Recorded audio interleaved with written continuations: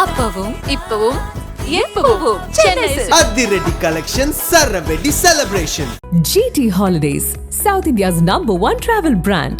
You know you are special when you're with GT Holidays.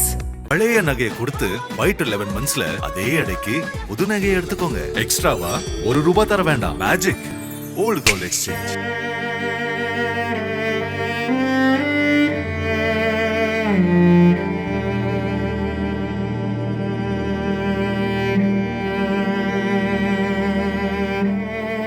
September 23ஆம் தேதி அன்று அசாமில் பள்ளி கல்லூரிகள் மூடப்பட்டன. காமரூப் மாவட்டத்தில் அரசு அலுவலகங்களுக்கு விடுமுறை அளிக்கப்பட்டது. திடீரென 6 ஏக்கர் நிலம் அரசால் கையகப்படுத்தப்பட்டு பாதுகாப்பு வலயத்திற்கு கொண்டு வரப்பட்டது. தேசிய நெடுஞ்சாலையில் போக்குவரத்து தடை செய்யப்பட்டது. அண்டை மாநிலமான மேகாலயாவில் மதுபான கடைகள் அடைக்கப்பட்டன. லட்சக்கணக்கான மக்கள் திரண்டனர். இப்படி ஒட்டுமொத்த மாநிலத்தையுமே ஸ்தம்பிக்க வைத்தது இசையால் பலரின் இதயங்களை வென்ற மகத்தான இசைக்கலைஞன் ஜுபீன் கார்க்கின் மரணம்.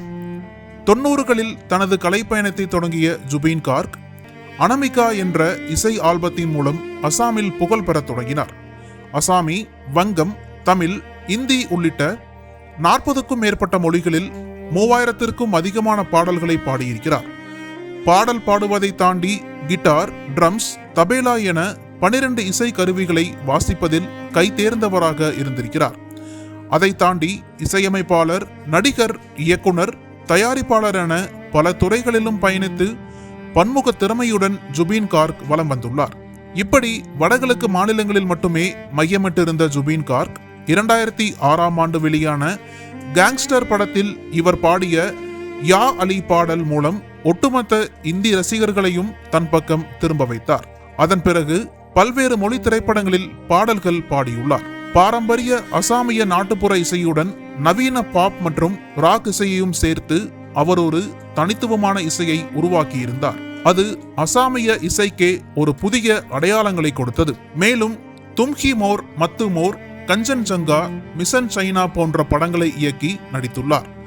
வடகிழக்கு மாநிலங்களிலேயே அதிக சம்பளம் வாங்கிய இசையமைப்பாளரும் இவர்தான். தொடர்ந்து திரைத்துறையில் தனது அசாத்திய திறமையால் அசாம் மக்களின் மனதில் தனக்கென்று தனி இடத்தை பிடித்த ஜுபீன் கார்க் சமூகத்தின் மீது அக்கறை கொண்டவராக திகழ்ந்திருக்கிறார். எந்த ஒரு அரசியல் கட்சியையும் சாராத ஜுபீன் கார்க் பொதுமக்களுக்கு பல்வேறு நலன்களை செய்துள்ளார். பல ஆண்டுகளாக சிறு நகரங்கள், கிராமங்களில் வாழும் மக்களுக்கு பல்வேறு நலத்திட்ட உதவிகளை செய்து வந்த ஜுபீன் கார்க் அவர்களது கல்வி மற்றும் மருத்துவ செலவுகளையும் ஏற்றுள்ளார். கடந்த 2019ஆம் ஆண்டு குடியுரிமை சட்ட திருத்தத்திற்கு எதிராக பொதுமக்களை ஒன்றாக திரட்டி போராட்டம் நடத்தினார். மேலும் கொரோனா காலத்தில் பொதுமக்களை தனிமைப்படுத்தி வைப்பதற்காக தன்னுடைய அடுக்குமாடி வீட்டையும் வழங்கியிருந்தார். தனது இசையாலும் சமூக சேவைகளாலும் அசாம் மக்களின் தனி அடையாளமாகவே ஜுபீன் கார்க் ஜொலித்து வந்தார். இந்த சூழலில் கடந்த செப்டம்பர் 20 மற்றும் 21 ஆகிய தேதிகளில் 4வது வடகிழக்கு இந்தியா விழா சிங்கப்பூரில் நடந்தது. அந்த விழாவில் கலந்து கொள்வதற்காக சில நாட்களுக்கு முன்பே ஜுபீன் கார்க் சிங்கப்பூர் சென்றிருந்தார். கடந்த 19ஆம் தேதி அங்கு ஆழ்கடலில் ஸ்கூபா டைவிங் சாகசத்தில் ஈடுபட்டிருந்த போது அவருக்கு முதலில் மூச்சு திணறல் ஏற்பட்டிருக்கிறது. உடனடியாக மருத்துவமனைக்கு கொண்டு செல்லப்பட்டார். ஆனால் வழியிலேயே ஜுபீன் கார்க்கின் உயிர் பிரிந்திருக்கிறது.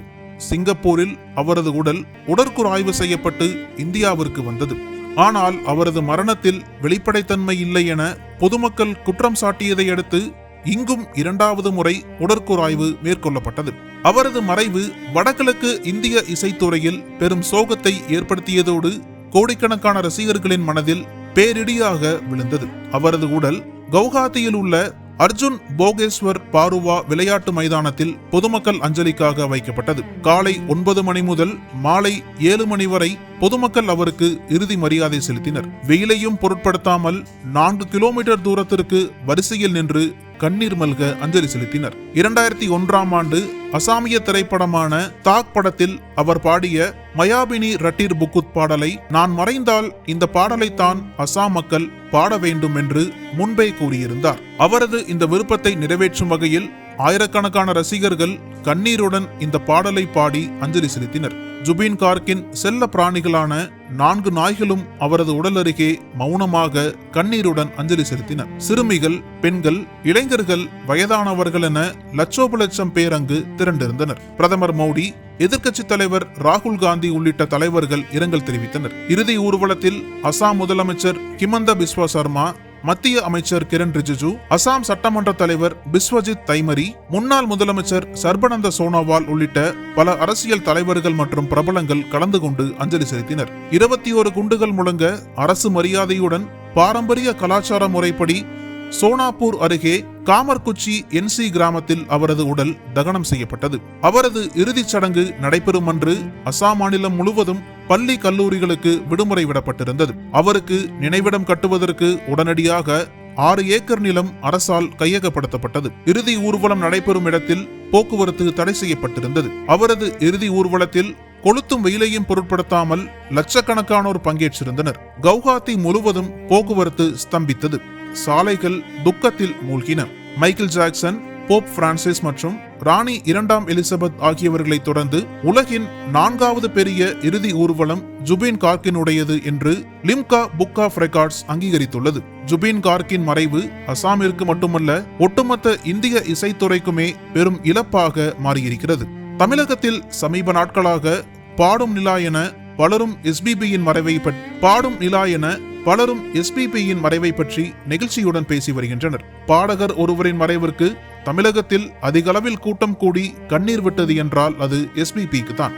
அதுபோலவே அசாமில் நடந்துள்ள இந்த சம்பவம் தமிழ் ரசிகர்களையும் வெகுவாக கலங்கடித்துள்ளது. அனல் பறக்கும் செய்திகளை அப்டேட் செய்து கொள்ள நக்கீரன் களத்தை இப்பவே சப்ஸ்கிரைப் பண்ணுங்க.